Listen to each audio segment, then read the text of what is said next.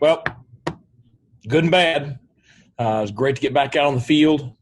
Great to have the guys back out running around. We were in helmets today, about an hour and a half practice, and it was very, very obvious how much conditioning we've lost in the 12 days that we were off. I think it's a great reminder to the kids just how hard it is to get in the shape that you need to be in order to play at a real high level.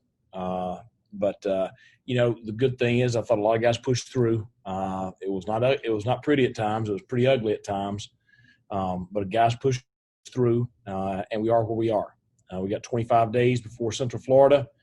We've got to push ourselves as hard as we can right now to try to get in some semblance of game shape and try to get to where we can play a football game. I heard stories from the FCS game Saturday night. Said it was pretty bad at halftime with the teams in the locker room, dehydration, cramping, and all that. I think we're all going to have a really difficult time early in the season this year with our conditioning after missing so much time, and that's the challenging thing with this. Nobody's around when they're doing all that training in the winter and spring and summer, but all that training is what allows guys to play at an elite level, at a high level. And, certainly right now we're missing that, and so we've got to make up for it as best we can. Coach, Holton finds himself on the Manning Award watch list. Can you bring us up to date on his progress as of today? Thought he had a solid day today. Dealt with a little bit of a stomach bug over the weekend, and so, had to – he was under the weather for a few days, but came out and threw the ball around pretty good today. Had a couple of nice runs. So, excited about his progress. He's our starting quarterback, and I'm glad we got him. Coach, can you give us an idea of what the ramp up will be this week? When will you guys be in full pads? And do you yourself scrimmaging next weekend and not this coming weekend, obviously? Yeah, I think that's kind of what we're looking at. I told the kids I didn't think we were ready. I talked to them after practice. I didn't think we were ready for full pads tomorrow. So we'll progress to a shells practice tomorrow, probably about the same length, and really challenge them to, we've got to push through right now. It's like anything else. All of us have been through it. You sit around, don't do nothing for a month, and then you come back and start working out and training again. Whether you're a marathon runner or just a weekend Joe or you're a college football player, those first couple of days are painful and it hurts. And we've got to push through this little phase right here to get kind of back on track. As far as the logistics of returning, and obviously, the last week or so here, I know you can't name names and that stuff, but do you have a number of guys that are still out and can't practice as far as still in quarantine today? Yeah, we got 23 that are still in quarantine. Some of them are positive, some of them are quarantined because of contact tracing. And then we've probably got another 10 or so that are in return to play.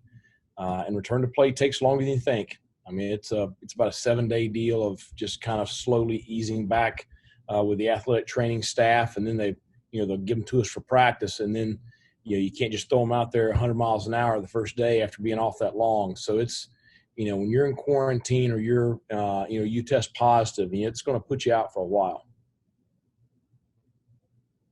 Everybody thinks it's just 10 days or 14 days. It's not. Hi, Mike. Can you hear me? Yes, I got you. My name's Emily. I work at the Washington Post. I was curious if you could just explain the daily setup you guys have now that classes are online and you've got practices back, and how much contact your players are coming in touch with the outside world, and if it's at all bubble-ish on campus there. Well, we have study hall throughout most of the day. It is a socially distanced but a supervised study hall. So that's what a lot of their morning and around lunchtime of the day is. Obviously, their classes are online classes. Some of those, if we have an at-risk kid or a freshman, they may be doing their online class in a study hall area, like a quiet room or something, to where they've got a little bit of just a kind of a quiet surrounding to really focus and concentrate. We get them about 2:30 in the afternoon, and we have them till about right now. We talked to them about, wearing a mask, social distancing, following the protocols of sanitation, avoiding groups.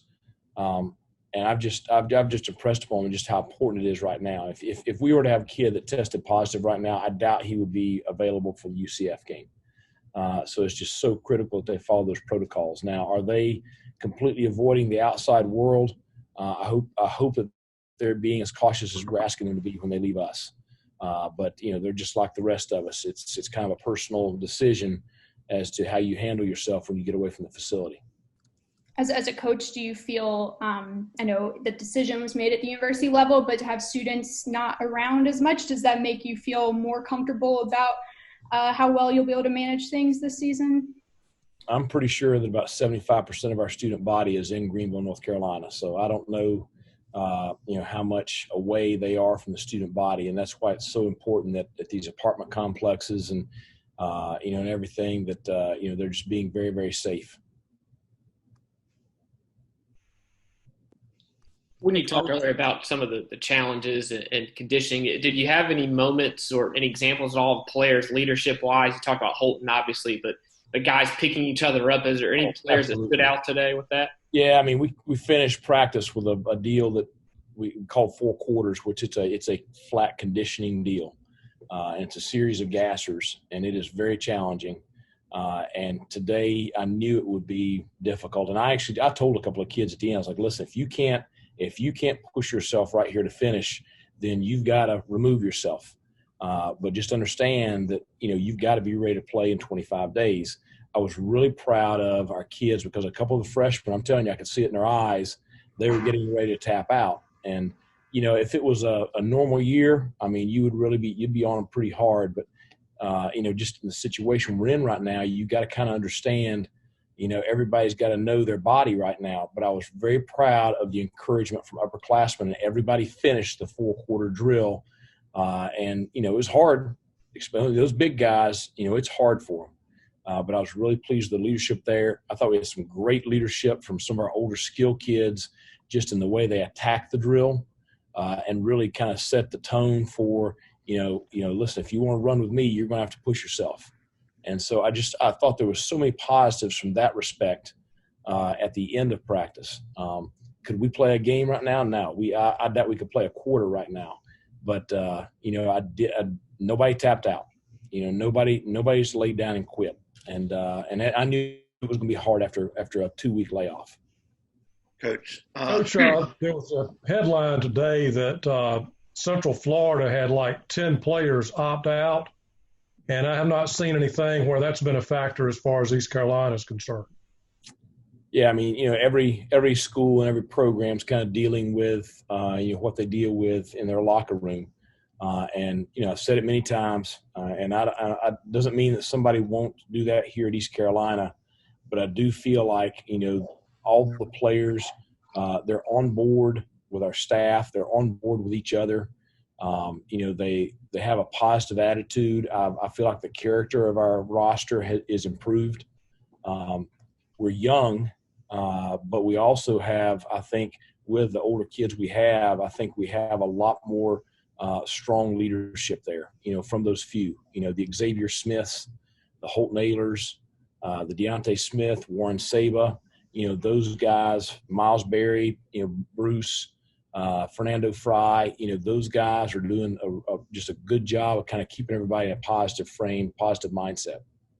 Coach, you said they were disappointed when you made the announcement 10 days ago about having to suspend football workouts, and it seemed like although the conditioning may not have been there, that the will was there to work and get through. Yeah, but a lot of people have the will to do a lot of things. I mean, I wished I could run a 5-minute mile. It doesn't matter how much will I got. We're going to have to push through stuff right now. It's going to be difficult. So we're going to stack days upon top of days. And the thing is, tomorrow we got 24 days till Central Florida. We don't have a whole lot of time. So this is going to be an important 2 weeks right now.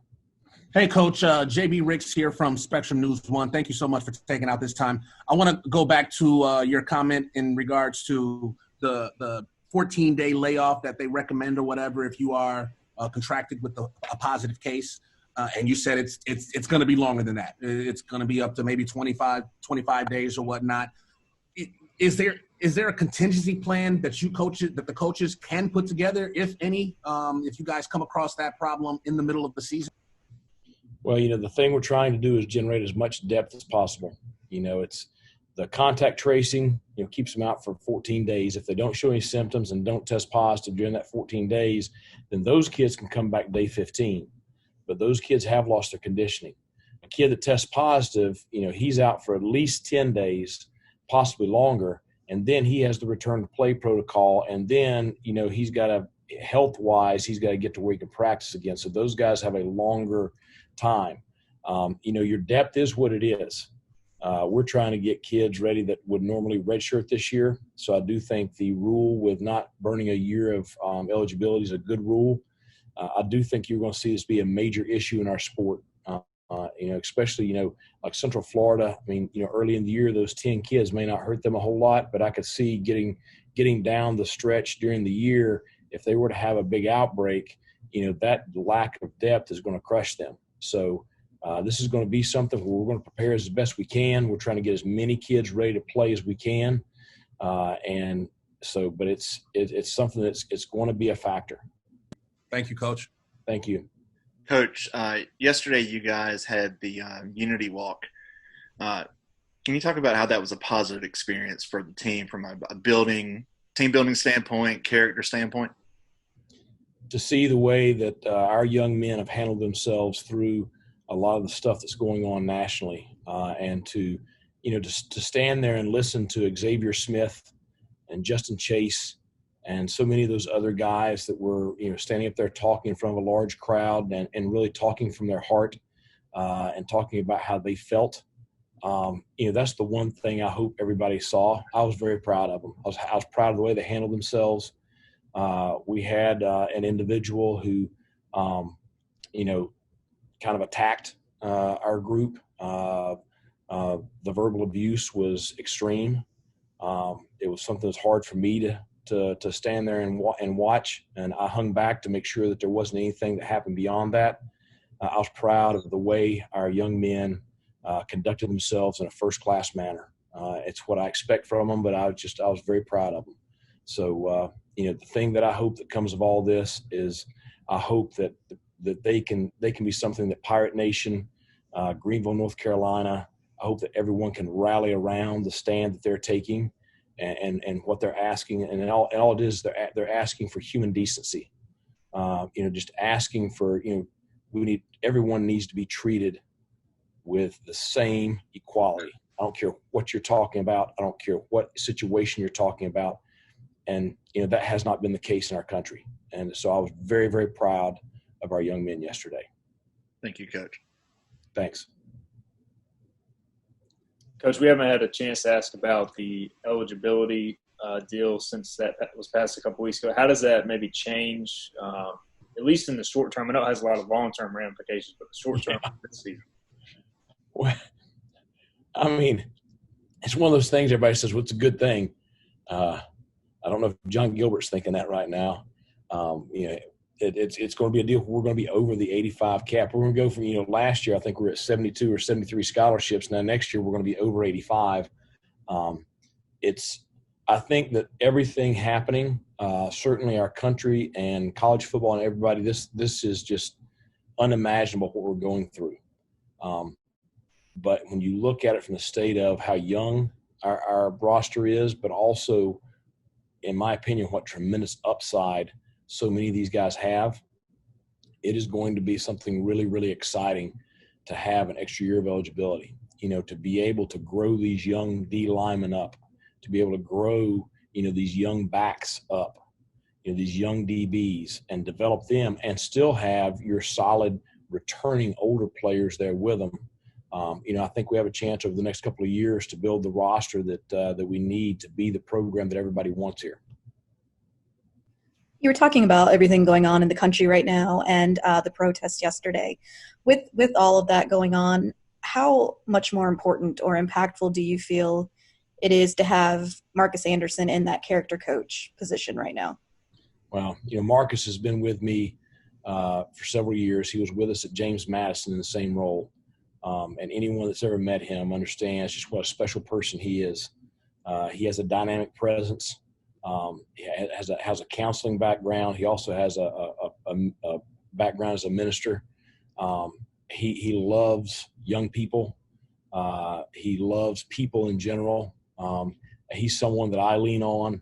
He's someone that our student athletes gravitate to. It's just so important to have him there because he's someone that the kids trust. They can talk to about, not just this issue, but lots of issues.